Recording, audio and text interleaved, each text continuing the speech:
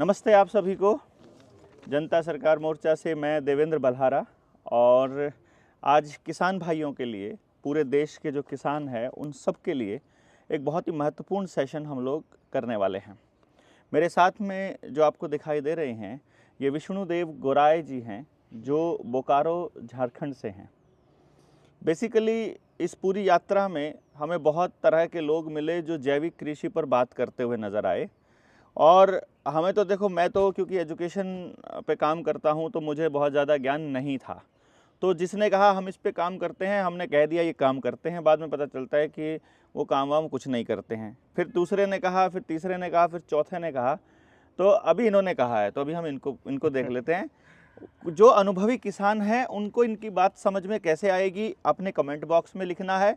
यदि आप ज़्यादा पढ़े लिखे नहीं हैं और आपके बालक मोबाइल का एक्सेस करते हैं तो बच्चों से लिखवाना है कि भाई यहाँ पर ये कमेंट लिखो, हम अपनी बात कहना चाहते हैं। ये बहुत ज़रूरी है, मतलब आपको अपनी बात कहनी है। यदि आप किसान हैं तो ये बताइएगा कि विष्णुदेव भाई जो कह रहे हैं उसके में आपका अनुभव क्या कहता है, उसमें आपका जो एक्सपीरियंस है वो क्या बोल रहा है। हम जब इन मुद्दों पर चर्चा करते हैं तो बहुत सी चीज़ें निकल के आती हैं। उसमें से एक निकल के आता है कि लोगों में भ्रम बहुत है खेती को लेकर के।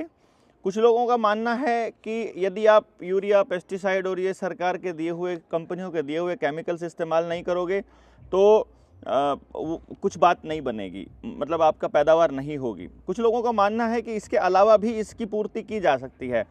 हमने भी बहुत बार हमने बोला है कि देखो, आपके शरीर को कैल्शियम चाहिए, तो बॉडी खड़ी होकर के ये नहीं कहेगी कि नहीं मुझे कैल्शियम जो है दूध से नहीं चाहिए, मुझे तो दवाई ही खानी है कैल्शियम की, मुझे तो टेबलेट ही लेनी है। ऐसा कुछ नहीं है। बॉडी को कैल्शियम खाने से मतलब है, लेने से मतलब है जो कैल्शियम उसके लिए उस यूज़ हो जाए, मतलब जो बॉडी के अंदर लग जाए, जो डिग्रेड हो जाए, डिग्रेडेबल जो जिसको हम बोलते हैं, टूट जाए जिसका अंदर जा करके, वो कैल्शियम चाहिए। वो जहाँ से मिलता है वो बॉडी ले लेगी। अब इसी तरह से जो भी ज़मीन को चाहिए उस पैदावार के लिए, वो ज़मीन को दे दो आप, तो आपका काम हो गया, ज़मीन का काम हो गया। ज़मीन को मिल गया तो वो पोषण जो है वो पौधे को मिल जाएगा और वो हमारी फसल को मिल जाएगा। तो अब मैं आप जो भी विष्णु भाई ने अभी तक काम किया है, तजुर्बा है इनका बहुत लंबे, एक पूरे भारत में एक बहुत बड़ा नेटवर्क विष्णु भाई ने बनाया था किसी टाइम में, और वो बना हुआ है अभी भी, जो जैविक किसानों का। किसान को अंदर से हिम्मत आए, ये हमारा उद्देश्य है। और उसको हिम्मत आएगी समझ से, यानी जब उसे पता लगेगा कि मैं जो कर रहा हूँ वो सही है। जब आदमी को ये मालूम होता है ना कि मैं सही हूँ, तो फिर वो रुकता नहीं है किसी के भी रोके। उसको जब डाउट होता है अपने ऊपर या किसी चीज़ के ऊपर, तब वो झिझकता है, तब वो अटकता है। तो वो अटकन ख़त्म करना हमारा आज के सेशन का मकसद है। और मैं कुछ चीज़ें ऐसी हैं, जैसे कोई लोग कहता है, अभी हमारे एक वो हैं आचार्य देवव्रत, इस टाइम पे गवर्नर हैं वो गुजरात के, वो कहते हैं प्राकृतिक खेती करनी है हमको। फिर ये इनके मुंह से सुना जैविक खेती करनी है, फिर कोई सुना वो कह रहा है ऑर्गेनिक खेती करनी है। तो ऐसे बहुत सारे मतलब वो हैं, शब्द हैं। हमें ये समझ में नहीं आता कि असली वाला कौन सा है और हमें किस तरह के शब्दों का इस्तेमाल करना चाहिए, क्योंकि शब्द की अपनी एक ताकत होती है, लोगों में वो जाता है। तो विष्णु भाई, मैं एक तो ये पूछूंगा, ऑर्गेनिक, प्राकृतिक और जैविक खेती में फ़र्क क्या है, मतलब इसमें आप क्या अंतर समझते हैं? इसमें देखिए भाई साहब, क्या है कि जब हम प्राकृतिक खेती की बात करते हैं तो प्राकृतिक खेती से सीधा सीधा तात्पर्य होता है कि प्रकृति के द्वारा की गई खेती। हाँ, ठीक है, हाँ, जो कि जंगल में होता है, जंगल आधारित, हाँ, जंगल जैसी खेती। पेड़ है, फूल आए, फल आए, पका, बीज गिरा, फिर पानी मिला, फिर वहाँ से पैदा हुआ, फिर वो ये चलता रहता है। ठीक है, ये तो हुआ प्राकृतिक। ओके। अब जब हम खेती की बात करते हैं, जैविक खेती की बात करते हैं, तो जैविक खेती का मतलब होता है जीवों द्वारा किया गया खेती। ठीक है। उस जीव में मनुष्य भी शामिल है, हमारे पशु जो घर के हैं वो भी शामिल है, और जो सूक्ष्म जीव है वो भी शामिल है, और जो कीड़े मकोड़े, चींटी, ये सब शामिल है उसमें, जैविक खेती में। ठीक है, यानी ऑर्गेनिक और प्राकृतिक एक ही है? नहीं, ऑर्गेनिक क्या है फिर? जो ऑर्गेनिक फार्मिंग की हम बात करते हैं, उसका मतलब तो वही निकलता है, जीवाणुओं द्वारा किया गया, जीव द्वारा किया गया। यानी जैविक और ऑर्गेनिक एक माना जा सकता है? एक माना जा सकता है, एक ही बात है, एक ही बात, जीवाणुओं द्वारा किया गया। ओके। लेकिन जब हम खेती की बात करते हैं तो खेती कौन करता है? किसान करता है जी, खेत में करता है। लेकिन जंगल का अलग है, जंगल तो प्रकृति कर रही है अपने आप, सब कुछ कर रही है, उसको जहाँ जो करना है वो प्रकृति अपने हिसाब से उगा रही है और नष्ट भी कर रही है। तो जब हम खेती की बात करते हैं, मानव विकास के लिए जब मानव को ज़्यादा मानव हो गए, उनको ज़्यादा अनाज की ज़रूरत पड़ी, तो उसके लिए हमने क्या किया, खेत बनाए। और खेत बनाने के लिए उस खेत को में अनुकूल परिस्थितियाँ दी, समय पर पानी देना, गोबर डालना या जो भी संसाधन है उनको डाल के और उसको लिए उसको समय को तैयार करना। जी जी जी। और फिर वहाँ पर जो है प्रकृति का नियम है कि जहाँ भी जो जीव रहता है उसके अनुसार जो है पूरा उसका जो है इकोलॉजी डेवलप होना शुरू हो जाता है, तो वो जैविक खेती है। ठीक है, ठीक है। अब क्या हुआ, ये तो मैंने आपको बता दिया, बाकी की तो बात चलिए मैं आपसे, जैसे मान लो ऑर्गेनिक में तो, इसमें प्राकृतिक में तो क्या हुआ कि किसान भी मैंने कई बार देखा है, ऐसे किसान भी मेरी समझ में और नज़र में हैं जिन्होंने खेत में कई बार तो बीज भी नहीं डाला। उन्होंने बोला हमारी ये जंगली खेती है। जंगली खेती मतलब जो वहाँ कुदरत को चाहिए, जो वहाँ इंसान को चाहिए, वो वहाँ अपने आप पैदा होगा, क्योंकि वो ज़मीन में बीज पड़े हुए हैं। हम तो छोड़ते नहीं है ना, धरती को खाली नहीं छोड़ते हैं, उसके ऊपर सारा दिन दोहन करके कुछ ना कुछ बोते, कुछ ना कुछ काटते, कुछ ना कुछ करते रहते हैं। तो वो कहता है मैं कुछ करूँगा ही नहीं, जैसी बारिश होगी, जैसा तापमान होगा, जैसे बीज होंगे, जैसे हालात होंगे, जो होता हो जाए। लेकिन जब किसान को खेती करनी है, और कई बार अभी तो खेती को इन्होंने थोड़ा सा इस तरह से, जैसे खेती पहले परमात्मा का काम माना जाता था, अभी भी खैर वही है खेती तो, लेकिन कुछ लोगों ने खेती को बिजनेस बनाना शुरू कर दिया। तो जब खेती को बिजनेस बनाना शुरू कर दिया तो फिर वो जो हालात है, फिर कई हालात को किसान समस्या के तौर पे देखना शुरू कर देता है। तो मैं अगर ये सवाल पूछूं आपसे कि जो जैविक किसान है उसको ज़्यादातर किस तरह की समस्याएं आती हैं और किन किन समस्याओं से उसका वास्ता पड़ता है? असल में हुआ क्या है भाई साहब कि गत जो हरित क्रांति के बाद जो खेतों के साथ जो हमने दुर्व्यवहार किया, ज़बरदस्ती जो हमने उनसे फसलें ली, बहुत सारे फर्टिलाइजर्स डाल के और दवाइयाँ डाल के, दवाई क्या उसको जहर कह सकते हैं, जहर डाल के हमने मिट्टी में जो पड़े हुए जो सूक्ष्म जीव है ना, सूक्ष्म जगत को पूरा डिस्टर्ब कर दिया। ठीक, हाँ। जिसके कारण से क्या हो रहा है कि फसल को जो चीज़ें चाहिए वो असल में मिल नहीं रही है। जैसे इसमें क्या होता है कि प्रकृति का इकोलॉजी सिस्टम बना हुआ है। जैसे जंगल में शेर है तो शेर के लिए आहार वहाँ हिरन है, हिरन के लिए आहार घास है। अब इन तीनों में से एक भी चीज को हटा दिया जाए तो पूरा इकोलॉजी डिस्टर्ब हो जाता है। उसी प्रकार से हमारे खेत में भी एक इकोलॉजी सिस्टम था, उसको हमने जहर डाल डाल के डिस्ट्रॉय कर दिया। ठीक है। अभी एक, जैसे मैं एक सूक्ष्म जीव का नाम लेता हूँ जिसको आधुनिक विज्ञान बिबेरिया बेसियाना कहता है।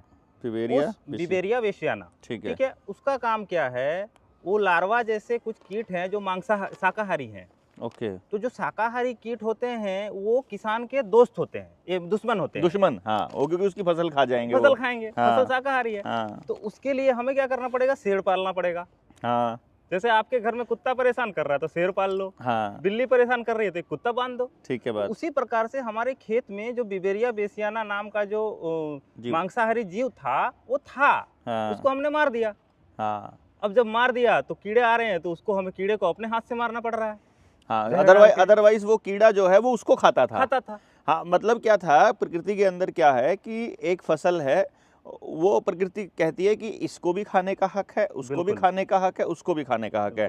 तो मैं जैसे समझ रहा हूँ, वो कह रहा है कि अब ये पौधा उग रहा है, उगते उगते उसमें बेबियाना वेशियाना, मतलब उगते उगते उसमें इल्ली आ गई, इल्ली सुंडी आ गई, मतलब वो इल्ली ने पत्ते खाने शुरू किए। वो जब तक उसका जीवन ठीक ठाक है वो खा रही है, जब तक पौधे को भी नुकसान नहीं है। पौधे को नुकसान होने की पोजीशन में पहुंचते ही उसको खाने के लिए कोई और आ जाएगा। मतलब कहने का ये है कि जो इल्ली है जो हमारे पत्ते को खा रही है, उस इल्ली का भी जीवन चक्र पूरा होना चाहिए, उसकी भी जरूरत है पर्यावरण को। तो जैसे ही उसका जीवन चक्र पूरा होता है तो वो जो बिबेरिया बेसियाना नाम का जो मांसाहारी जीव है वो उस पर आता है और उस पर अपनी कॉलोनी बनाना शुरू करता है और पूरे शरीर को वो खा लेता है। उसकी भी जीवन चक्र पूरा, उसका भी चक्र पूरा, और फिर फसल का भी जीवन चक्र पूरा। और फिर क्योंकि वो जो मांसाहारी है उसे जब फसल पे कुछ नहीं मिलेगा उसका जीवन चक्र भी पूरा हो जाएगा तब तक, यानी फसल का भी हो जाएगा और बाकी सबका भी। इस बात को हमारे पुरखे बहुत अच्छे से समझते थे, इसीलिए वो इस तरह के ही मतलब रसायन वहाँ इस्तेमाल किया करते थे। तो यदि मैं आज के टाइम की बात करूँ तो जैविक खेती के अंदर अगर इस आधुनिक विज्ञान का महत्व क्या है और इसकी आवश्यकता क्या है, मतलब हम इसकी ज़रूरत है नहीं है क्या है, मतलब वो इन साइंटिस्टों को जो एग्रीकल्चर यूनिवर्सिटीज़ के, मैं तो राक्षस नहीं, राक्षस तो डॉक्टर होते हैं, वो दलाल बोलेंगे, जो एग्रीकल्चर यूनिवर्सिटी में बैठे जितने भी वैज्ञानिक और वो प्रोफेसर हैं, मैं उनको बोलता हूँ प्राइवेट फर्टिलाइजर कंपनियों के दलाल, बेसिकली बीज कंपनियों के। तो वो जो दलाल लोग बोलते हैं, वो जो आधुनिक जो ज्ञान की बकवास पेलते हैं, मतलब सॉरी बात कहते हैं, उससे उसका महत्व क्या है और उसकी जरूरत है क्या, मतलब ऐसा कुछ आपको? हाँ, इसको हम इसके मैं दो संदर्भ लेता हूँ कि जैसे हमारा सब कुछ खराब हो चुका है जी, ठीक है, तो यदि किसान घर में गाय बांध ले जी, ठीक है, तो जैसे उसका क्या है कि थोड़ा रेशियो ज़्यादा होना चाहिए, ज़्यादा गोबर अपने को मिलना चाहिए, क्योंकि हमारे खेत में जो ऑर्गेनिक मैटर है वो पूरी तरह से ख़त्म हो चुका है और ज़मीन मिट्टी कड़ी हो चुकी है। तो किसान यदि ज़्यादा से ज़्यादा, मतलब क्या है कि अपना जो लालसा है, जैसे मान लीजिए 1 एकड़ ज़मीन में अभी 20 मण गेहूँ आ रहा है, 20 क्विंटल गेहूँ आ रहा है, अब उसको यदि लालच को हटा के 5 मन भी आ जाए और वहाँ से यदि शुरू करे, गाय का गोबर है, गौमूत्र है और जो फसल वेस्ट है, उसके बाद जंगल से जो पत्ते हैं और खेत का जो फसल का है, फिर हरी खाद है, इस तरह करके अगर किसान करे तो 2, 4, 5 साल 10 साल में वो खेत फिर से वही पहुंच जाएगा जहां से हमने खराब करना शुरू किया था। हाँ, वहां पर वापस पहुंच जाएगा। खराब करना शुरू किया था। हाँ। लेकिन इसमें क्या है, अभी दिक्कतें क्या आ रही है, जैसे मान लो कि यहाँ एक खेत है, अब इस खेत के बगल वाले किसान का आ रहा है कितना, 25 कुंटल धान आ रहा है और मेरा आ रहा है 10 कुंटल। अब मुझे क्या है, गांव वाले और मेरे सभी साथी लेके मेरे ऊपर दबाव डालते हैं या घर वाले दबाव डालते हैं कि भाई तुम्हारा कम आ रहा है, और मतलब आप प्रेशर में रह के बहुत ज्यादा लंबे समय तक काम नहीं कर सकते, नहीं कर पाओगे। इसलिए हमें कुछ समय के लिए आधुनिक विज्ञान का सहारा लेना चाहिए, ऐसा मुझे लगता है।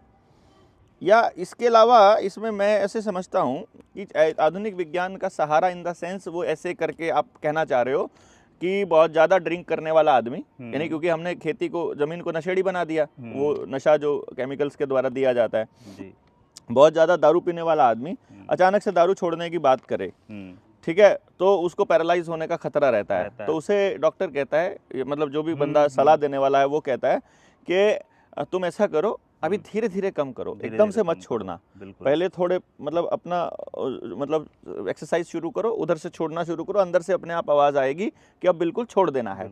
इसी तरह से आप 100 की स्पीड पर गाड़ी चला रहे हो और एकदम से पलटा मार घुमा दोगे, अगर कि भाई गलत दिशा में जा रहे थे, अरे दिल्ली तो उधर थी, चले तो चंडीगढ़ की तरफ थे, दिल्ली उस साइड थी, तो एकदम घुमा दोगे तो पलटा मार जाएगी गाड़ी। तो इस तरह से फिर पहले स्पीड कम कर लो और फिर घुमा लो, फिर ठीक रास्ते पे। यानी कि आप ये कहना चाह रहे हो कि आधुनिक विज्ञान का इस्तेमाल केवल ब्रेक मारने के लिए किया जाए, स्लो डाउन करने के लिए किया जाए प्रोसेस को, ताकि फिर हम उस क्योंकि कोई भी चीज़ है जो एक दिशा में जा रही है और उसे दिशा बदलनी है, खास तौर पे जब जो बिल्कुल उल्टी दिशा हो, तो एक पॉइंट पर जीरो पे लाना पड़ेगा। तो क्या मैं इसको ऐसे मानूं, अगर मैं भौतिकी के सिद्धांत को यहाँ इस्तेमाल करूं, फिजिक्स को, तो क्या ये मान सकता हूं कि एक बार हमको पहले स्लो करना पड़ेगा, जो मतलब केमिकल, जो आधुनिक जो केमिकल हैं ये कम कर दो और वो बढ़ा दो, और एक टाइम ऐसा आएगा जब हमें दोनों बंद करने पड़ेंगे और फिर सिर्फ केमिकल जो जैविक जो खेती है वो उधर, ऐसा कुछ करना पड़ता है। इसमें दो बातें हैं,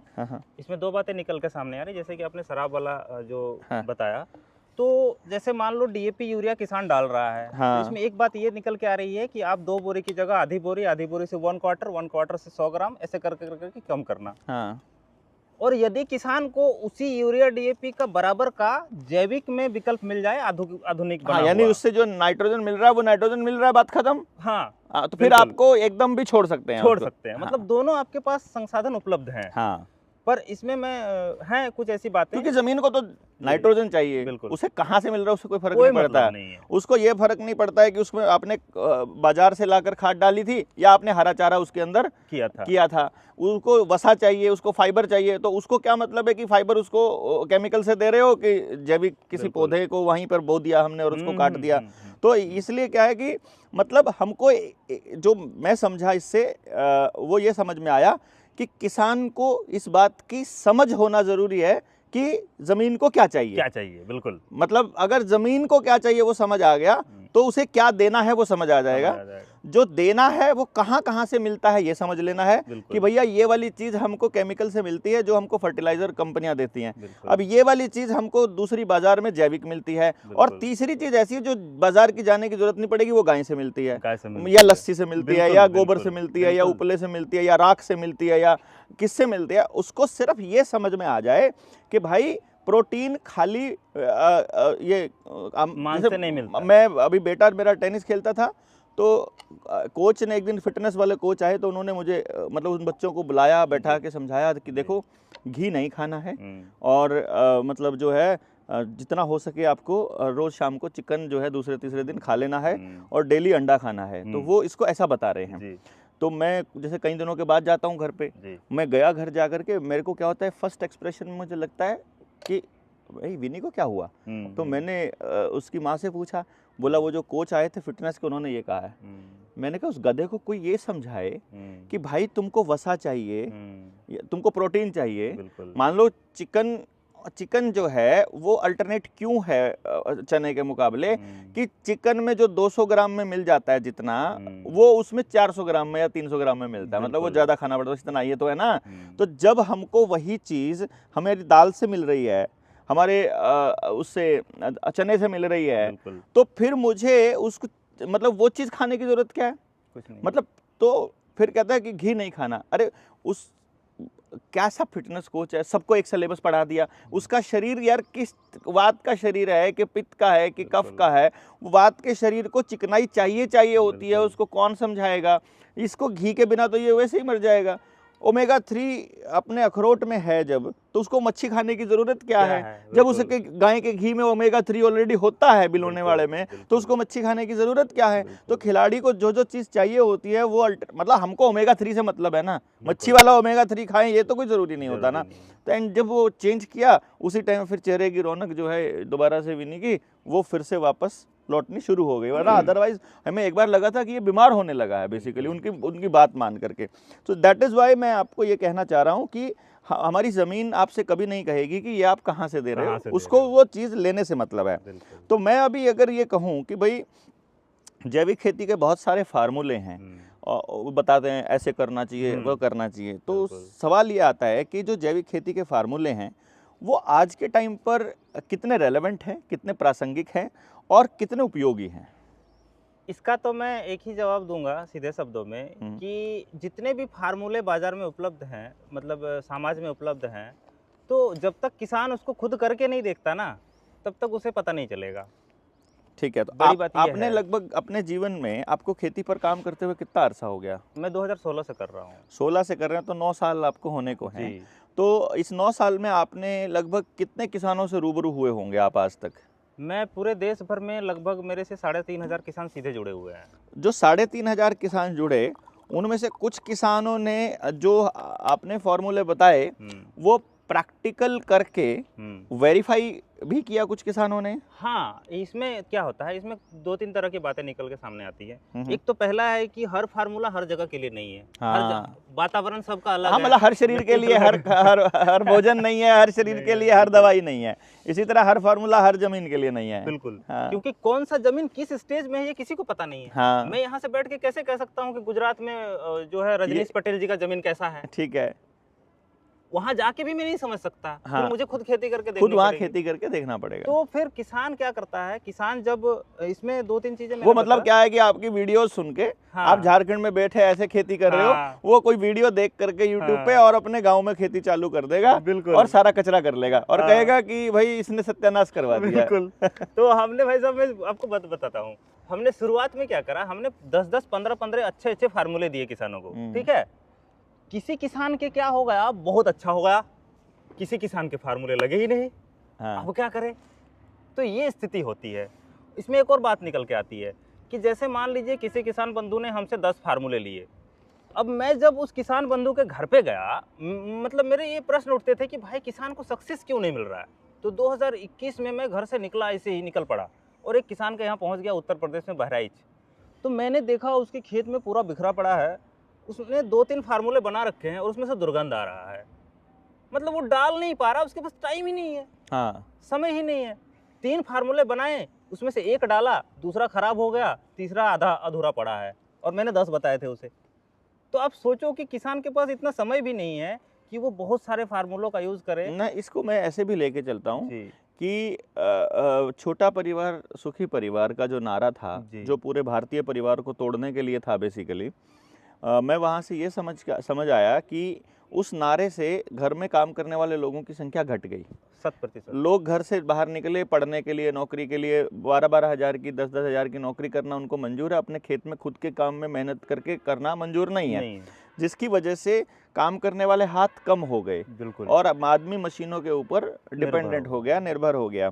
तो उसकी वजह से मतलब ये एक बड़ी समस्या जो आ रही है, क्योंकि अगर आपको जैविक खेती करनी है तो मुझे लगता है कि आपको घर में गायों की संख्या बढ़ानी पड़ेगी। बिल्कुल, गायें बढ़ेगी। और अच्छा, गाय आधारित खेती का मतलब है कि आपको फिर वहाँ बैल भी चाहिए। तो जो गायें आएगी, गायें आई, फिर बैल आएंगे, तो मतलब वो या तो फिर अपना नंदी बनेगा या फिर वो अपना बैल खेत वाला बैल बनेगा। उसके बाद हमारे पास जानवरों की संख्या बढ़ेगी तो हमको फिर लोग चाहिएंगे। बिल्कुल। और जैविक खेती के अंदर मशीन अगर खेत से निकालनी है तो हमको और औलादें पैदा करनी पड़ेंगी। और एक औलाद, अभी जो जिन लोगों की एक औलाद थी और उन लोगों ने कोरोना वाली वैक्सीन लगवा ली है, अब सबके होश उड़े हुए हैं कि अब क्या होने वाला है। जो जिनके बच्चे हुए हैं, जिनके बच्चे जा चुके हैं, उनका तो कोई कहना है नहीं। अब जिनके 1-1, 2-2 हैं, उनको खतरा लगा हुआ है कि यार अब क्या किया जाए, ये तो सारा पंगा ही गड़बड़ हो गया। तो खेत में कोई करने वाला नहीं है। तो फिर अभी मैं पंजाब में हालत देखोगे ना आप जाके, कुछ गांव तो ऐसे हैं जहां की सारी नौजवान पीढ़ी विदेश जा चुकी है और वो एक बच्चा था जा चुका है। अब उनकी या तो औरतें बची हैं घरों के अंदर और उनके घर में दूसरे किसी प्रदेश से प्रवासी आकर के रह रहे हैं, वही आकर के उनके घर पे राज कर रहे हैं, वही उनकी खेती संभाल रहे हैं, वही उनकी औरतों को संभाल रहे हैं। ये हालत हो गई है एक्चुअली, प्रैक्टिकली ये हालत हो गई है। तो ये एक बड़ा पंगा, मतलब मैं इसको देख रहा हूँ कि आदमियों की कमी हो गई, जिसकी वजह से उसके पास वो जो समय वाला पॉइंट आपने बोला, वो पैदा हुआ। तो इसका मतलब ये हुआ कि जो ये फॉर्मूले बदल दिए और वो काम नहीं कर पा रहा, उसके पास समय की कमी है, इस तरह की समस्याओं पर चर्चा हुए बिना तो बात बनेगी नहीं। मतलब मैं समझता हूँ ये चर्चा हर परिवार में होना चाहिए। हाँ, जैसे परिवार टूटे हैं ना, हाँ, वैसे ही वापस परिवार को जुड़ना पड़ेगा। बिना जुड़े मतलब नहीं कर सकते। हाँ, अभी हम एक प्रैक्टिकल करने का योजना बना रहे हैं। मतलब आप लोग बताइएगा इसमें कितना प्रैक्टिकलिटी है। जैसे अभी फरवरी चला हुआ है, तो मार्च अप्रैल में ये गेहूं जो है बढ़ के बड़ा हो जाएगा, ठीक है। तो अप्रैल में हम कोई 23 मार्च को हम आएंगे ना जब, तो अप्रैल में एक कार्यक्रम हम करने वाले हैं जिसमें जिन जिन साथियों ने, अपने साथियों ने खेती कर रखी है, हम ज्वाइंट फैमिलीज की तरह काम करके उनके खेत में जाकर उनका गेहूं हम काटने वाले हैं, सारे जेएसएम वाले, कि भाई चलो हम दिखते हैं तुमको कि खेती कि काटने का काम पहले सीख लेते हैं, ठीक है। तो क्योंकि हमको काटना औरों को भी, वो जो ये न्यू वर्ल्ड ऑर्डर वाले हैं उनकी भी फसलें हमको निपटानी है ना, तो पहले वो सीख ले एक बार इकट्ठे होकर के। हम उनको ये सिखाएंगे कि ये पर्पस ये कि ये दिखाना है कि ये इतना बड़ा एरिया है। तो पहले हम क्या करेंगे, जैसे 3-4 एकड़ जमीन है तो उसमें हम कहेंगे पहले सिंगल एक जना लगाएगा, देखेगा वो पूरे दिन में कितना काट पाया, फिर दूसरा देखेंगे, फिर हम इकट्ठा दिखाएंगे कि देखो कितनी देर में कटता है। ये ऐसे पता भी नहीं चलता है कि 1 एकड़ का जो गेहूं है वो कितना साफ, कितना जल्दी हो गया। मतलब कंपाइन से ज्यादा जल्दी हम कर सकते हैं। 1 की लाठी 10 का बोझा। एग्जैक्टली, हाँ, ठीक है। तो मैं ये समझता हूँ कि अब इसमें जो जैविक खेती के जो गुरु हैं, अलग अलग, पता नहीं कौन कौन, मतलब मेरे तो नाम भूल जाता हूँ, अलग अलग टाइप के जो अपनी अपनी खेती के गुरु निकल के आ रहे हैं कि हम तुम्हें खेती सिखाएंगे, ये करेंगे, वो करेंगे। उनके द्वारा जो विधाएं हैं, यानी वो जो खेती करने का तरीका बता रहे हैं, उनमें इतना फर्क क्यों है? मतलब उनमें क्या आशंका क्या है, उनको क्या डाउट है कि वो वाला सही है कि वो वाला सही है? ये किसान कैसे तय करे कि खेती का फार्मूला किसका सही है? इसमें भी 2-3 बातें, उसमें भी वही बातें आ गई, हाँ, कि अलग अलग जगह पे अलग अलग फार्मूले काम करते हैं। जैसे जो वाटर लॉगिन वाला क्षेत्र है, अभी ये फार्मूला में एक फार्मूला को ले लेते हैं अपन। हाँ। जैसे गाय का गोबर, गौमूत्र, उसके बाद मिट्टी, बरगद के नीचे की मिट्टी और पानी, और फिर उसमें हम डालते हैं बेसन, और फिर उसमें हम डालते हैं गुड़, ठीक है। इससे एक फार्मूला बना। अब जो ऐसा क्षेत्र है जो थोड़ा नमी को पकड़ता है, वैसे क्षेत्र में अगर इस फार्मूले को हम डालेंगे तो वहाँ फंगस ज्यादा आएगा, ठीक है, क्योंकि फंगस को क्या चाहिए, ह्यूमिडिटी चाहिए, हाँ, और प्रोटीन चाहिए, हाँ। और जो बेसन में जो प्रोटीन होता है हाँ। वो प्रोटीन क्या होता है, थोड़े आप देखना दाल पकाओगे ना तो 4-5 घंटे के बाद दाल में महक आने लगती है। हाँ, वो फर्मेंट होने लगता झाग है, से भी उठने शुरू फर्मेंट हुए। होने लगता है। तो वो प्रोटीन जो है ना नेगेटिव प्रोटीन में मतलब जो है चेंज होने लगता है। ठीक है। इसलिए उसको राजसिक भोजन में रखा गया दाल को, न तामसिक न सात्विक, राजसी में रखा गया, क्योंकि राजा को क्रोध करना होता है कभी कभी, तो वो फिर दाल खाता था। आम जन के लिए जो है ना ये द्विदलीय होते नहीं है, ठीक है। तो वो जो फंगस डेवलप होता है उससे हमारी फसलों को नुकसान होता है, ठीक है। लेकिन वही फार्मूला अगर हम सूखे क्षेत्र में करेंगे वहाँ कुछ नहीं होगा, वहाँ वो फायदा करेगा। ठीक है, यानी इसमें से फिर आपको या तो फिर ये उसमें से हमको बेसन को हटाना पड़ेगा। हाँ। अगर कहीं पर बेसन डालने से फंगस बढ़ रहा है, अब फंगस का पहचान कैसे करें? एक तो फंगस बढ़ेगा तो जड़ें सड़ेंगी, और दूसरा वहाँ चींटियां बहुत ज्यादा आएंगी, क्योंकि चींटियों का भोजन भी फंगस है। ओके, ठीक है। अब देखना किसी खेत में खूब सारे चींटियों के घर मिलेंगे आपको, ये मैंने गुजरात में देखा था।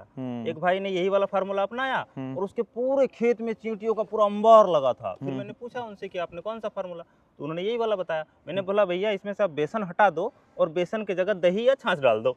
ठीक है, क्योंकि दही या छाछ क्या होता है, खट्टा होता है, और खट्टी चीज क्या करता है, फंगस को नाश करता है। तो उनका जो उधर जा रहा था वो अब इधर जाने लगा और फिर से धीरे धीरे वो चीजें ठीक होने लगेंगी।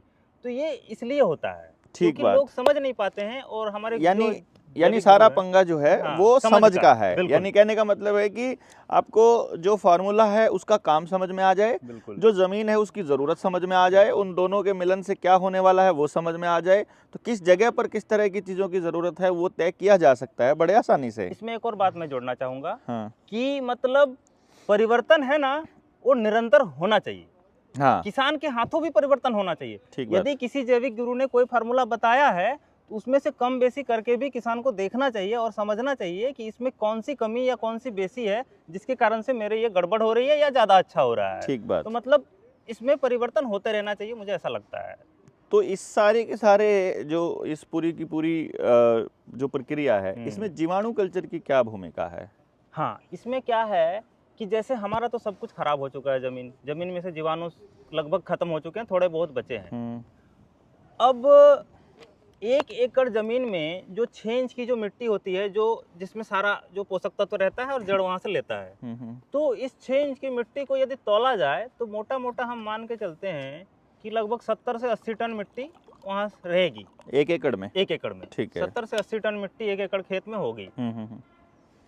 अब हम क्या करते हैं, हम गाय का गोबर, गोमूत्र और गुड़ मिलाते हैं और उसमें डालते हैं। तो गाय के गोबर की प्रकृति क्या है, इसको शास्त्रों में भी कहा गया है, हमारे पूर्वज हमें कहे हैं कि गोमय वसते लक्ष्मी, मतलब गाय के गोबर में लक्ष्मी का वास है, मतलब जीवाणुओं का वास है। ठीक बात। इसको इस तरह से ले सकते हैं। तो गाय का गोबर क्या करता है, जीवन पैदा करता है। आप कहीं देखना, अभी गाय ने गोबर किया, 1 घंटे के बाद उस गोबर को उठाओ तो वहां जीव मिलेगा आपको, मतलब जीव पैदा कर रहा है। तो जैसे ही हम खेत में डालेंगे तो वहां भी जीव पैदा करेगा। लेकिन 70 टन मिट्टी है। अब 70 टन मिट्टी में प्रति ग्राम मिट्टी में एक तरह का जो फर्टिलाइजर का बैक्टीरिया है वो 20 लाख होना चाहिए 1 ग्राम में। 1 ग्राम में। और 12 तरह के फर्टिलाइजर के बैक्टीरिया को अगर हम जोड़ें तो 12 दूनी 24। हाँ। 2 करोड़ 40 लाख केवल फर्टिलाइजर के बैक्टीरिया 1 ग्राम मिट्टी में होने चाहिए, मात्र 1 ग्राम में। ठीक बात। तो आप सोचो कि 70 टन मिट्टी में कितने जीवाणु होंगे तो वो पूर्ति हो पाएगी। और उसमें कितना समय लगेगा। हाँ। तो यदि आपके पास समय है कि थोड़ी बहुत फसल से भी मैं संतुष्ट हूँ और मैं लंबे समय तक इसका इंतजार कर सकता हूँ, फिर कोई दिक्कत नहीं है। और यदि आपको जल्दी परिवर्तन चाहिए तो फिर आधुनिक विज्ञान का सहारा लेकर आप जीवाणु कल्चर का प्रयोग कर सकते हैं। आधुनिक विज्ञान का मतलब ये कैलकुलेशंस और ये सब चीजों का, मतलब वो जैसे अपने इतने टन मिट्टी वाला जो ये पूरा दिया कैलकुलेशन, इसका आधुनिक विज्ञान का सिर्फ इतना यूज है। नहीं, कल्चर बायो कल्चर अपना है। हाँ, बायो कल्चर भी तो आधुनिक विज्ञान का मतलब थोड़ा बहुत सहारा तो लेना पड़ता है। जैसे अपना जो वो होता है प्रयोगशालाएं होती है, तो उसमें आधुनिक जो है क्योंकि हमारे पूर्वजों ने तो हमें वो सब फार्मूले नहीं बताए हैं, और बताए भी हैं तो वो सुक्तों में है और वो लोग समझ नहीं पा रहे हैं। हाँ। तो उसका भी प्रयोग अभी चल रहा है, निरंतर लोग कर ही रहे हैं। पर हम क्या करते हैं कि उसको प्रयोगशाला में कुछ हमारे वैज्ञानिक हैं वो कल्चर्स को तैयार करते हैं और मतलब अलग अलग कल्चर्स को, किस किस कल्चर्स की ज़रूरत है, किस किस जीवाणु की खेती में सही में ज़रूरत है, तो उनको डेवलप करके और फिर उनको किसान तक यानी पहुंचाना आधुनिक जो इस पॉइंट की जो मैं बात समझा वो ये था कि बेसिकली मिट्टी की टेस्टिंग वगैरह और हाँ, कल्चर की टेस्टिंग बिल्कुल। और उनका कंपैरिजन, वो सब चीज़ें उसमें, बिल्कुल। तो वो भी तो केवल वही इस्तेमाल कर पाएगा ना जो एक्चुअली जैविक खेती करना चाहता है। हाँ, अदरवाइज ये अगर किसी बिजनेसमैन के हाथ में लगता है तो किसान को फिर से लूटने का काम चालू कर बिल्कुल चल देगा। रहा है। ये तो वो तो करते हैं। बिल्कुल। और मैं इसको ऐसे समझता हूँ कि एक तरह से जैसे आप जैसे लोग जब किसी चीज़ को करना शुरू करते हैं, अब कोई आयुर्वेद वाला आयुर्वेद को करना शुरू कर दे और उसका प्रचार हो जाए बहुत बढ़िया, तो फिर आयुष मंत्रालय बना दिया जाएगा बिल्कुल। ताकि तुम्हारे आयुर्वेद वालों को कंट्रोल करने का खेल चालू हो जाए। बिल्कुल। इसी तरह से जैसे ही आप ये कल्चर वाला चालू करोगे तो ये भी चालू हो जाएगा, तो फिर ये बायो फर्टिलाइजर चालू हो जाएगा। तो अब ये ऑलरेडी पूरा चल रहा है। अब फिर ये बाजार बनना शुरू हो जाएगा कि बायो फर्टिलाइजर, और फिर उसके बारे में आप क्या समझते हैं कि बायो फर्टिलाइजर बाजार का क्या षड्यंत्र, इसको आप कैसे समझते हैं? मतलब इसको अगर हम देखें कि ये भी कितना बड़ा खेल है। मैं आपको मतलब सीधे शब्दों में बताता हूँ। मैं अभी पिछले 6-7 महीने पहले गया था यहाँ छत्तीसगढ़। हाँ, तो हाँ। एक किसान मिले हमें जिनकी 40 एकड़ खेती है। तो हम बैठे थे और चर्चा चल रही थी। उन्होंने 10 वर्ष तक किसी केमिकल फर्टिलाइजर कंपनी में काम करा था। तो उन्होंने हमें बताया कि भाई साहब हमारे यहाँ क्या करते हैं, जो बायो फर्टिलाइजर्स वाले होते हैं वो क्या करते हैं, क्लोरोपाइरीफॉस का जो क्लोरो जो होता है, एक क्लोरोपाइरीफॉस दवाई आती है, वो 200-300 रुपये लीटर थोक बाजार में मिलता है। उसका दुर्गंध खत्म करके या पता नहीं कौन सा एसेंस डाल के वो बोतलों में भरते हैं, उसमें ऑर्गेनिक कीटनाशक का लिख के और बाजार में बेच रहे हैं खुलेआम। और किसान उसको ऑर्गेनिक के नाम पे यूज़ कर रहा है। कोई टेस्टिंग नहीं, कुछ नहीं, लोग खा रहे हैं जैविक के नाम पर। तो मैं इसको ऐसे समझूं कि आपने जो बायो फर्टिलाइजर्स बनाए, जी, जो आप भी मुझे मतलब मुझे पता चला था कि आपने भी कुछ बायो फर्टिलाइजर बनाए हुए हैं जी। और आपने मना किया था कि आपने मेरे बायो फर्टिलाइजर का जिक्र नहीं करना है। लेकिन मैं ऐसा समझता हूँ कि देखो, पहली बात तो यह है कि बिजनेस करना कोई गलत बात नहीं होती है। सही है। दूसरा, उसका प्रचार करना भी कोई गलत बात नहीं होती। अगर वो गलत बात होती तो फिर इतने बारे बैनर पोस्टर जो टीवी में चलता है उन सबको उड़ा दो आप, उड़ा दो। उन सबको क्यों करने देते हो अपना प्रचार? तो अपने सामान का प्रचार करना तो कोई गलत बात नहीं होती है। तो मान लीजिए गलत क्या होता है कि जब आप कुछ और कहकर कुछ और बेचते हो। मतलब आपने जो कहा है, आपने अगर वही बेचा है तो उसमें क्या दिक्कत है? वो आप अपनी रेट आप पहले बताते हो कि इतने चीज़ का है, अगला सामने वाला ले सकता है, ठीक है, नहीं ले सकता है तो हम जो जनता सरकार मोर्चा वाले हैं वो इनसे पूछ के उसका फार्मूला बता देंगे, आप घर पे बना लीजिए। मतलब ऐसा नहीं है कि आपको इन्हीं से खरीदना है या वो करना है। आपके पास समय और समझ है तो समझ ले सकते हैं। तो अगर मैं ये पूछूं कि आपने बायो फर्टिलाइज़र कब बनाए और दूसरा आपने बायो फर्टिलाइज़र बनाए क्यों? मैं 2016 से जब काम कर रहा था तो खेतों में मैंने अपने खेत में बहुत लंबा प्रयोग किया। लगभग 5-1 साल तक लगातार मैंने खेती करी जैविक के हिसाब से और बहुत सारे फार्मूले भी मतलब उसमें लगाए। तो मैंने देखा कि कुछ ना कुछ कमी रह जाती है फसलों में कई बार। तो जब कमी रह जाती है तो इस कमी को किसानों के लिए कैसे पूरा किया जाए। तो हमारे एक वैज्ञानिक हैं, बहुत अच्छे वैज्ञानिक है बेचारे, और वो थोड़ा विकलांग भी हैं, लेकिन उनका मन बहुत शुद्ध है और वो केवल किसान का हित ही सोचते हैं हमेशा। कभी भी मतलब उनको बड़ी बड़ी कंपनियों से ऑफर आते रहते हैं। क्या नाम है उनका? उनका है डॉक्टर धर्मेंद्र चौहान। कहाँ से? वो भोपाल से है। ठीक है। हाँ। उनको बड़ी बड़ी कंपनियों के ऑफर आते हैं। उन्होंने जो है केमिकल कंपनियों में भी पहले काम करे थे, पर उन्होंने बिल्कुल छोड़ दिया है। और उनका एक ही उद्देश्य है कि किसान को ऐसा कुछ दिया जाए जिससे किसान के मिट्टी को नुकसान ना पहुंचे और किसान के जो पॉकेट है उसको भी नुकसान कम पहुंचे। ठीक है। तो फिर हम उनसे जब मिले तो हमने कुछ जो है बायो फर्टिलाइजर्स उनसे मांगे कि भाई हमें ये कमी हो रही है खेत में तो आप दो। फिर वहाँ से हमने जो है सो हमारे जो कहानी की शुरुआत हुई, उन्होंने नाइट्रोजन का विकल्प दिया, फास्फोरस पोटास का विकल्प दिया, उसके बाद माइक्रोन्यूट्रिएंट का विकल्प दिया। और उसके बाद सबसे बड़ी जो समस्या थी वो थी फंगस की। फंगस के लिए छाछ बहुत अच्छा काम करता है, पर कई बार छाछ उपलब्ध नहीं हो पाता है। कई बार किसान उतने लेवल पे कर नहीं पाता है, उसको स्प्रे की आदत है। तो भाई उन्होंने एक दवाई बनाई जिसको स्प्रे करने से ही वो फंगस खत्म हो जाता है। तो फिर ये सब चीज़ें वहीं से आई कि जब समाधान इधर से नहीं हो रहा है तो फिर हमने उधर से करने का प्रयास किया, लेकिन ये तात्कालिक, ये मतलब परमानेंट हम नहीं कहते। ठीक है, ठीक है, मतलब ये for the time being immediately shift करना है। हाँ। तो एक तरह से आप क्या कर रहे हैं कि जो वो गाड़ी है जी। वो जो 100 की स्पीड पर चल रही थी, हाँ, उसकी डायरेक्शन नहीं बदल रहे हैं, हाँ, उसके नीचे एक तख्ता रख देते हैं, बिल्कुल। वो उस तख्ते पर उसी स्पीड से चल रही है और हम तख्ते की ही दिशा घुमा रहे हैं घुमा रहे बेसिकली। हैं। वो स्पीड पे चलती चलती एकदम उसका मुंह घूमते ही वो अपने आप तख्ते से उतर कर 100 की स्पीड पे चलती रहेगी। इसको ऐसे मान रहे हैं हम। हाँ, इसमें एक और बात मैं जोड़ना चाहूँगा कि जैसे मान लो अभी हमारे 1% लोग हैं जो जैविक खेती की तरफ मुड़े हैं। अब आपके खेत के अगल-बगल का जो खेत है वो रासायनिक है। ठीक है बात। अब वो क्या कर रहे हैं, स्प्रे कर रहे हैं। जैसे ही वो स्प्रे करते हैं तो भाग के सारे कीट हाँ, आपके खेत में आ जाते हैं। यस यस यस अब यस। आपके पास ऐसा कोई फार्मूला नहीं है कि वो एक बार में खत्म हो जाए। हाँ हाँ हाँ। तो वैसे स्थिति के लिए हमें 2 काम करने पड़ेंगे। एक तो हमें जीवाणु कल्चर का प्रयोग करना पड़ेगा, जिसमें सारे मांसाहारी जीव जो मैं शुरू में कह रहा था, वो आ गए। बिल्कुल बिल्कुल। और हमारे पास टेक्निकल होते हैं बायोकेमिक, जैसे मान लो लौंग का तेल है, तीक्ष्ण होता है, करंज का तेल है, नीम का, तो उसके तेल का अर्क जो है मतलब एकदम लास्ट पोजीशन में ले जाके उसको इतना मतलब अच्छा मतलब कंप्रेस करके बनाया जाता है कि उसको हल्का सा भी डालेंगे तो वो जो कीट है वो भाग जाएंगे, या तो जो कमजोर है वो मर जाएंगे। तो वो कब जरूरत है? जब कोई अटैक आया है, अटैक आया है अचानक जब से। मतलब इन न्यू वर्ल्ड ऑर्डर वालों के जो द्वारा किया गया स्प्रे है। हाँ, स्प्रे या उनके द्वारा छोड़े गए कीट या मच्छर से जो प्रॉब्लम्स आते हैं, उसके लिए हमें भी हमारे पास हथियार होने चाहिए, ऐसा हमें लगा। यस और यस तब यस। हमने इस पर काम किया। ठीक ठीक ठीक। तो आपके जो बायो फर्टिलाइजर उसका नाम क्या है? हमारे बायो फर्टिलाइजर्स का नाम है आद्या ऑर्गेनिक्स के नाम से है।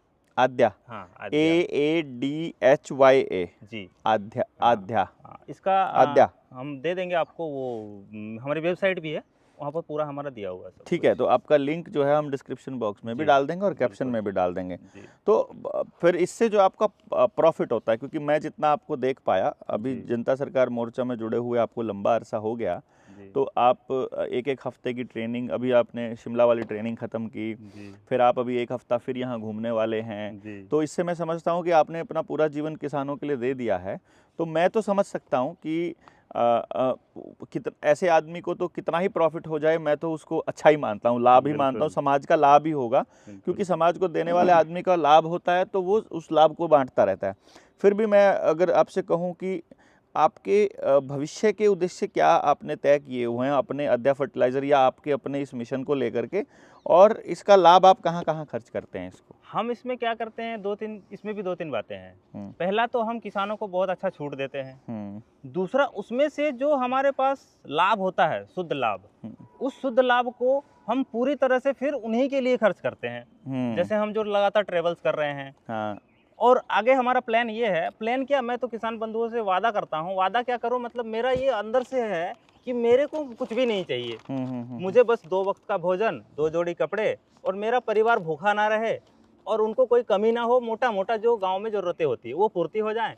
उसके बाद जो भी पैसा बचेगा वो केवल और केवल समाज में ही जाएगा, और हमारे JSM जैसे जो संगठन है, जो हमारे मोर्चे में है, साथी हैं जिनको समस्याएं रहती है, जिनका अपना कोई आमदनी नहीं है, तो उन सब साथियों के पीछे ही खर्चा होना है। मतलब हमारे लिए हमें कुछ नहीं चाहिए। एग्जैक्टली ये यहाँ पे जो जितने भी साथी हैं वो बड़ी अच्छी नीयत से इस तरह से काम कर भी रहे हैं।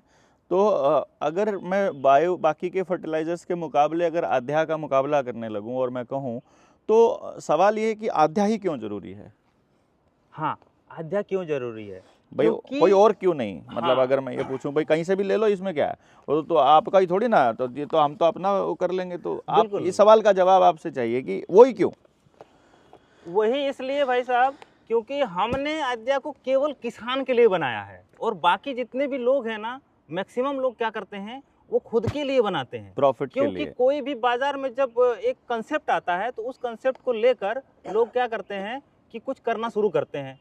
पर हमने ये बाजार से कंसेप्ट नहीं उठाया है, हमने आवश्यकता के लिए उठाया है, और हमारा बस इतना ही है कि किसान बच जाए और हमें कुछ नहीं चाहिए। ठीक है, तो आपका अगर मान लो आपसे संपर्क करना है, एक तो मैं झारखंड के जितने भी साथी हैं मैं आपको बता दूं कि भाई ये जो विष्णु भाई हैं, इन विष्णु भाई को आप ये मान सकते हैं कि झारखंड के जितने भी लोगों को शुरू करना है इस पूरे के पूरे अभियान को, वो लोग विष्णु भाई से संपर्क कर सकते हैं अपने जनता सरकार मोर्चा की टीम में शामिल होने के लिए। बिल्कुल। कोशिश करिए इनको व्हाट्सएप पे अपना नाम पता वो सब भेज दीजिए। वो नाम पता भेजने के बाद आप जो है क्या नाम, वो आपसे संपर्क कर लेंगे, मतलब विष्णु भाई आपसे संपर्क कर लेंगे। दूसरा मैं आपसे ये कह रहा हूँ कि आप लोग संपर्क करने के लिए, विष्णु भाई आपसे कैसे संपर्क किया जाए, आपका कॉन्टैक्ट नंबर क्या है? मेरा नंबर है 7564031161 74 64 0311 61 जी। तो भाई ये हम आपको डिस्क्रिप्शन बॉक्स में भी दे देंगे। आप सारे के सारे साथी जो झारखंड से हैं वो तो स्पेशली, और बाकी जो खेती पर काम करना चाहते हैं पूरे भारत से और जैविक खेती को अपनाना चाहते हैं, वो सारे के सारे साथी विष्णु भाई से संपर्क कर सकते हैं।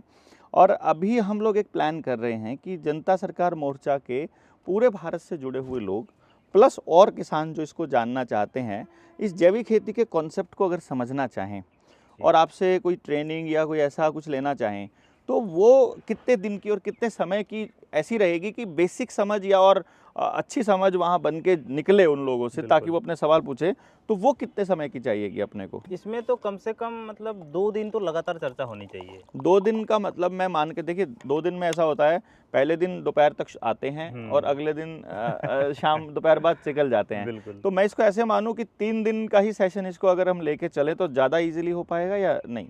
वो ये सब बातें इस पर निर्भर करती हैं कि सामने वाले के अंदर कितनी भूख है। ठीक है। हाँ। यानी यदि हम 3 दिन का कोई खेती के ऊपर कोई ट्रेनिंग प्रोग्राम अगर ऑर्गेनाइज करें जी, तो काफ़ी रहेगा। बहुत बढ़िया। बहुत बढ़िया। तो भाई अभी हम लोग एक प्लान कर रहे हैं, पूरे भारत के लोग जिनका खेती में इंटरेस्ट है, वो साथी खेती के अंदर इंटरेस्ट वाले लोग हमारे साथ जुड़ जाएंगे और फिर हम एक खेती वाले कॉन्सेप्ट पर काम करेंगे इकट्ठे होकर के। तो आपकी कॉल आएगी, नीडर इंडिया चैनल पर आप जुड़े रहिएगा। देवेंद्र बल्हारा का फेसबुक या पेज है या डॉक्टर देवेंद्र बल्हारा की फेसबुक आईडी है, वहाँ से भी आप कनेक्ट हो सकते हो। जनता सरकार मोर्चा के जो ज़िले के साथी हैं वो भी ग्रुप्स में मैसेज डालते रहते हैं, तो ऐसे साथियों से कनेक्शन आप जोड़ के रखिए। जो हमारी 7 दिन की ट्रेनिंग अभी शिमला में हुई थी टीम 200 की, वो हो चुकी है और अभी बहुत जल्दी हम टीम 200 की ही दूसरी ट्रेनिंग करने वाले हैं, हफ्ते भर के अंदर या 10 दिन के अंदर ही निपटाने वाले हैं, फरवरी के अंदर ही। तो जो लोग रह गए थे, जिनकी ट्रेन लेट हो गई थी, क्योंकि इस ट्रेनिंग से हमें बड़ा उत्साह मिला कि हाँ ये बहुत अच्छा प्रयास था, इसको कंटिन्यू करेंगे, तो दोबारा से शिमला में ट्रेनिंग हम लोग करने की योजना बना रहे हैं। तो जो साथी इस ट्रेनिंग में नहीं आ पाए और जो साथी आना चाहते थे किसी कारणवश, मैंने 3-4 साथियों के तो मेरे पास इस तरह से खबर आई थी कि वो साथी इसलिए नहीं आए थे कि उनके पास इसके लिए खर्च का पैसा नहीं था, जो हमने बताया था कि अप्रॉक्सीमेटली 3000 रुपया पर पर्सन इसमें खर्च होगा, जिसमें 1 हफ्ते का रहना होगा और खाना होगा। तो जो साथियों के पास इस तरह के मैसेजेस आए थे, फिर मैंने उनको कहा भी था कि तुम आ जाते, कुछ ना कुछ अरेंजमेंट्स होने की संभावना कोई ना कोई साथी कर ही देता, हो ही जाता है। पर अभी भी ट्रेनिंग बहुत अच्छी रही और आप सब लोगों का सहयोग रहा, बहुत ही शानदार ट्रेनिंग के लिए आप सब लोगों को बहुत बहुत बधाई भी है।